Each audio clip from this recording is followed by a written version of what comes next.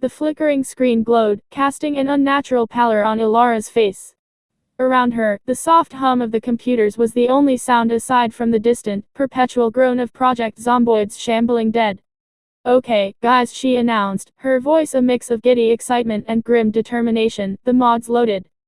Ghostbusters. Fire station. Operation Ecto Containment House is a go."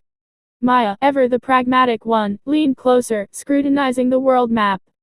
"So, no more just fences and shotguns. Now we're adding spectral entities to our death by apocalypse bingo card." Leo, already sketching designs on a notepad, grinned. "Think of the possibilities, Maya. No more just hunkering down. We're active anti-paranormal specialists, baby."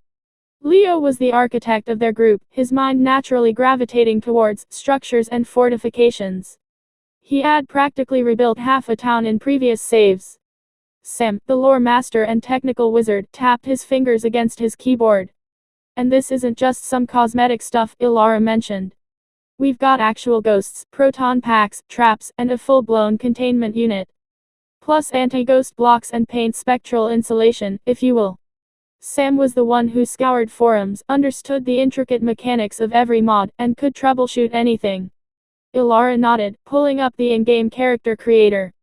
"Exactly. Our goal. We're finding a suitable spot, clearing it, and building our own replica of the Ghostbusters fire station. The whole 9 yards, locker rooms, the main call room, that glorious fire pole, and most importantly, a secure basement for our containment unit. And, you know," Maya added drearily, "the usual. Crops, water collectors, a place to sleep without zombies chewing on our toes in the dead of night." Details, Leo waved off. "First, the dream. Then, we make it livable. We will build a sanctuary, a fortress against both the living and the dead. And the undead." Their first few days were a blur of initial looting runs. The familiar scramble for axes, hammers, nails, and food was punctuated by an unnerving new layer of dread. They had scavenged through a particularly dilapidated residential area when a faint, cold mist materialized in the corner of Ilara's vision. A shiver, colder than any winter wind, ran down her spine. The air grew heavy. "Did anyone else feel that?" she whispered, gripping her baseball bat tighter. Maya, usually unflappable, had her shotgun raised. "Yeah. Like someone opened a freezer in hell." Then, a teacup on a nearby table levitated, spinning slowly before shattering against a wall. A faint, almost imperceptible moan echoed through the house. Sam, surprisingly calm, pulled a blocky, unfamiliar device from his backpack. "PKE meter. It's twitching. Low-level poltergeist, I'd bet." "Good news, we found some proton packs in a military surplus store." "Bad news, we only have one trap." They took turns, heart-pounding, firing erratic streams of plasma from the newly equipped proton pack, eventually cornering the mischievous entity. It looked like a shimmering, translucent wisp, its form shifting and distorting. With a frantic surge of courage, Maya wrestled the single ghost trap into position, snapping it open. The spectral energy was sucked in with a high-pitched whine, and the trap clanged shut, glowing faintly. "First one down." Leo cheered, a nervous edge to his voice. Who knew ghost busting was so sweaty? Their chosen location was a large, relatively intact mechanics garage on the outskirts of Muldraugh, far enough from the main zombie thoroughfares, but still accessible. It was run down, but its vast open space offered the perfect canvas for Leo's vision. The construction phase was grueling. Days blurred into weeks. They cleared hordes of zombies from the surrounding area, then began the laborious process of tearing down walls, reinforcing foundations, and hauling in what felt like a small forest's worth of cut lumber. They found a working generator and, miraculously, a functional welding torch, speeding up the metalwork. Leo was in his element, directing every beam and panel. "This entire perimeter wall gets reinforced concrete, then 2 layers of anti-ghost paint, inside and out. We don't want any phase-shifting surprises." Maya, ever the scout, became their primary supplier, making daring runs into infested towns for specialized components. She came back one evening, breathless, with a haul of electrical parts and copper wiring, but a haunted look in her eyes. "Found a library. Lots of books, sure. But also a screamer. Never seen a ghost like it. It sounded like a banshee and drained my stamina just by being near it."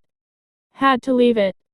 We need more traps, and maybe an ecto goggles upgrade for better visibility. Sam, meanwhile, meticulously wired the base, setting up the complex power grid for the containment unit, the automated crop irrigation, and the elaborate comms array for the main call room. He also fine-tuned their proton packs, explaining the nuances of the particle streams and the limited battery life.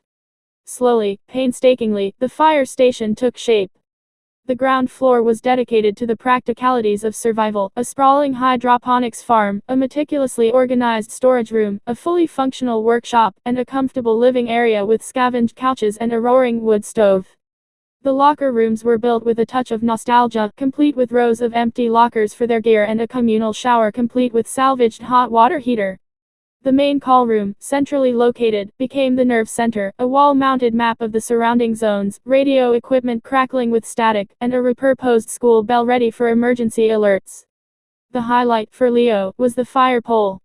He had spent days carefully constructing the shaft, reinforcing it, and installing a salvaged steel pole they had practically wrestled from a collapsed construction site. "Imagine it," he had declared. "Alarm goes off, we slide down, grab our packs, and roll out." But the crown jewel, the heart of their unique operation, was the basement. Here, surrounded by thick concrete walls lined with anti-ghost blocks and buzzing with generated power, stood the containment unit. It was a massive, box-like structure, glowing with an eerie blue light, its internal mechanisms whirring faintly. They had already deposited their first captured poltergeist there, and Sam continually monitored its energy levels. The anti-ghost measures were put to the test more often than they liked. The local ghost population seemed to be increasing, drawn by the energy signature of the containment unit, or perhaps just by their presence. Wisps would occasionally try to phase through the outer walls, only to dissipate harmlessly against the specially treated surfaces.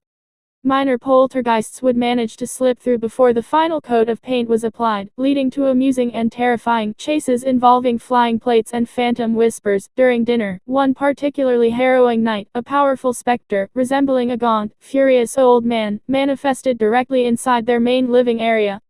It threw furniture, shattered windows with telekinetic force, and bellowed a chilling, guttural roar that made the very air vibrate. Their proton packs roared to life, orange streams crisscrossing the room. It took all four of them, working in perfect sync: Maya pinning it with a focused beam, Leo distracting it by slamming a door, Sam prepping the trap, and Ilara providing cover fire to finally wrangle it into a trap. The containment unit hummed louder than usual as the powerful entity was absorbed. "Well," Sam said, wiping sweat from his brow, "that was a class of manifestation. Good thing we got the containment unit hooked up properly." "I think I just aged 10 years," Leo groaned, nursing a splintered hand, from where the specter had thrown a table at him. Finally, after what felt like an eternity of scavenging, building, and busting, the fire station was complete. From the outside, it was a fortified, blocky structure, its exterior a dull, practical gray. But inside, it was a testament to their perseverance and ingenuity. Crops flourished under LED grow lights, the scent of fresh vegetables a welcome contrast to the prevailing smell of decay outside. The living area felt almost cozy. The command center hummed with activity. And the fire pole gleamed, ready for action. They stood in the main call room, looking out at their creation. The sun was setting, casting long, zombie-shaped shadows across their meticulously maintained perimeter. "It's beautiful," Ilara whispered, a sense of deep satisfaction warming her. "A beacon of hope," Leo added, polishing the bell on the wall. "And a massive magnet for every angry spectral entity within a 50-mile radius," Maya observed, but a faint smile played on her lips. She had her shotgun resting against her anti-ghost painted wall. Suddenly, the PKE meter on Sam's belt began to chirp, slowly at first, then accelerating rapidly. A gust of cold air swept through the room, making the papers on the command center desk flutter. The lights flickered. On the large map, a red dot began to pulse, growing larger, deeper. It was moving fast, heading directly towards their fire station. "Guys," Sam said, his voice tight, "we've got incoming. And by the looks of it, it's a big one. Class V, maybe even a V." A unified glance was exchanged. Their faces, though tired, were filled with a familiar mixture of trepidation and resolve. This was their life now. The zombies outside were still a threat, but now, the greater, more insidious danger came from an unseen realm. "Guess it's time for the grand opening," Ilara said, a grin slowly spreading across her face. She reached for her proton pack, slinging it over her shoulder. Someone hit the bell. Leo, without hesitation, grabbed the rope and yanked. The clang of the repurposed school bell echoed through the reinforced halls, a defiant, hopeful sound. Fire pole, anyone? Maya challenged, already heading for the shaft. As they slid down, one after another, their proton packs charging, the distant moan of the approaching spectral entity seemed to mingle with the groans of the dead. This was their home. Their sanctuary. Their ghost-busting, zombie-slaying, fire station fortress. And they were ready.